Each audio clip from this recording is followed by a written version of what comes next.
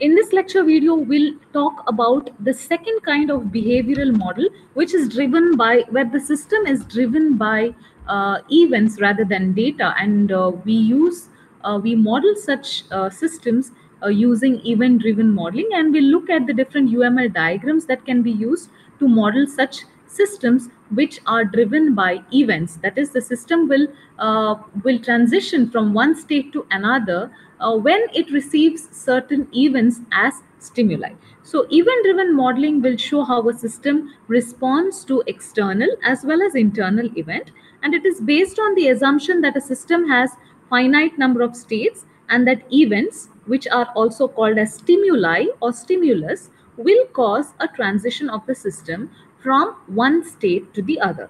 For example, if you have a system controlling a valve which can move from the state, say, valve open to valve close, when an operator command, that is, when an operator sets in a command, the command becomes a stimuli or a stimulus to transition from valve open to valve close state or vice versa. So the UML supports event-based modeling using diagrams called as state diagrams. So state diagrams will show system states and the events, which are nothing but triggers, which cause the system to move from one state to the other. So they do not show the flow of data within the system. However, they may include additional information on computations carried out in each stage. But they basically show the system states and the stimuli, which actually triggers the transition of a system over different states with time. So let's take a look at a few examples. So in this slide, you can see the diagram here is a state diagram of a microwave oven. So this is the example we use here. It's a very simple microwave oven, which is used to illustrate event-driven modeling. And real microwaves actually will have much more complexity than the system. Only a simplified view of the system is illustrated here using the state diagram. So this simple microwave has a switch to select either full power or half power. It will have a numeric keypad to input the cooking time, a start stop button, and say an alphanumeric display. So we have assumed that the sequence of actions in using the microwave is: first, select the power level, that is either half power or full power, input the cooking time using the numeric keypad, and press the start button, and the food is cooked for that given number of time that you have selected. And also there are a few constraints that we have incorporated. That is, for safety reasons, the oven should not operate when the door is open, and on completion of cooking, a buzzer is sounded. The oven has a very simple alphanumeric display that is used to display various alerts as well as warning messages. So you can see the UML representation of a state diagram here. So when we use UML state diagrams, the states are represented using rounded rectangles. So you can see here one rounded rectangle, the second one, third one, fourth, fifth, sixth, seventh. So these are all states. And what you can see here is arrows indicating transition from one state to the other. And on the top of the arrow, you can see annotations on names here. These are called as triggers or stimuli or events which cause the system to transition from one state to the other. That is, suppose the system is in the waiting state, only if it receives the trigger or the event full power will it transition from the waiting state to the full power state. Also, you can see that each of these states, which are rounded rectangles, are divided into two. I mean, they have two partitions, right? In the top notation or the top part of this compartment, what you have is the name of the state, and in the second half of the box, the notation, there is a statement beginning with do, and there is some action happening here. So this describes what actions exactly take place in the state. So in this figure, you can see that the system starts in the waiting state. So here it is, here this is the start symbol, the filled circle, and you are transitioning to the first state by default. That is, the name of the state is waiting. What is the activity that is to be performed in this state? Simply display the time. Now, here it waits for user input, an event which will trigger it to one of the various other states.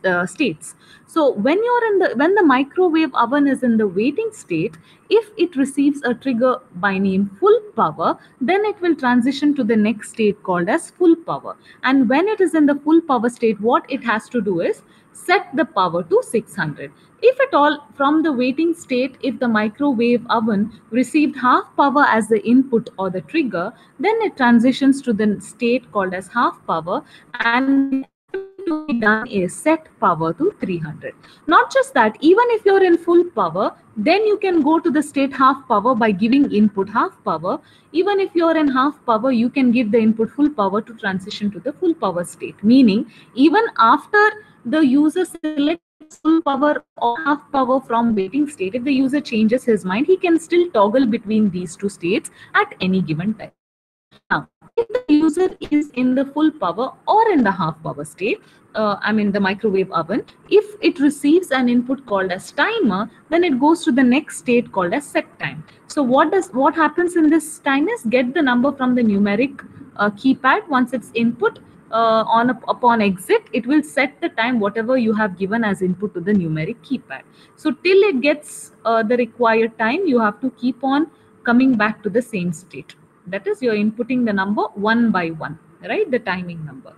Then from this state, you continue this until it receives a trigger, door close. That means the oven is now ready to be used. So it goes to the enabled state. Suppose after the number, if the door is still open, then it can display a warning message, go to the disabled state, and then display the message waiting, indicating to the user that the door is closed. After this, if the door is closed, looking at the warning, the user may close the door, then it also resumes or goes to the correct state, that is the enabled state. In the enabled state, on the display, a ready message will be set. Now, from this enabled state, if you receive the trigger start, if you don't receive any trigger, it will remain at the state only.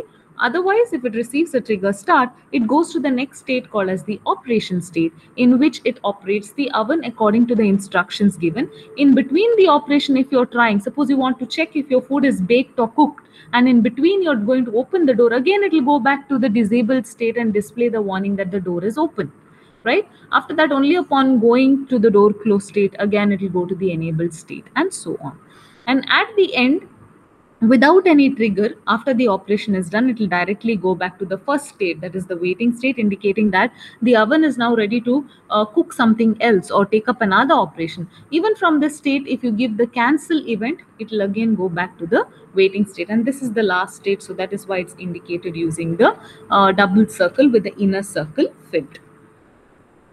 Now, the UML notation lets you indicate the activity that takes place in a state, but in a detailed system specification, you have to provide more detail about both the stimuli and the system states. So if you want to provide more detail, then you can have tabular description of each state and how the stimuli that forces state transitions are generated. So here you have the tabular description along with the UML notation, and here you can go through this. You can read what is each state and the description for each state, what happens in each of these states. The next problem, or basically the problem with state-based modeling or state diagrams, is that the number of possible states will increase rapidly if you're going to incorporate more complexity into your product. So for larger system models, therefore, you need to hide some details in the models. One way to do this is by using the notion of something called as a superstate that encapsulates a set of states together. So this diagram here on the slide is indicative of a superstate for the state operation. So here you can see, if you see this diagram, there was the state called operation, which is, looks really tiny in the state diagram, but that can be, when you have large diagrams or when you have large models to be represented, if you give detailing of every state, you will not have enough space to cover or describe the entire system. So you put states like this, and later you can elaborate each state. So this is called as a super state because it's a state which is represented in a small manner in that state diagram, but it is elaborated to have many more substates. So see the operation, what exactly happens. It begins with a checking state, check status. If turntable fault, then goes to, or emitter fault, goes to the alarm. If everything is okay, if it receives the okay status, then it goes to the cook state. Based on the time, it'll keep on checking if the timing, it decrements the time and keeps checking if the time is up. And for all the cooking time, it'll run the generator. Once the time is up, it'll go to timeout and done. And in the done state, what it has to do is it has to set the buzzer or sound the buzzer for 5 seconds. In between any of this operation, if the door opens, it goes to the disabled state, and if cancel happens, it goes to the waiting state. So you can see that in this diagram as well. So from operation, if door open, directly goes to display. If cancel, it goes to waiting. So that is maintained, and only the operation is actually enlarged, and the actual stages or the substates in the operation state is illustrated here. And that is why the operation state, because it comprises of a lot of substates, it is called as a superstate. So this is about event driven modeling and state diagrams.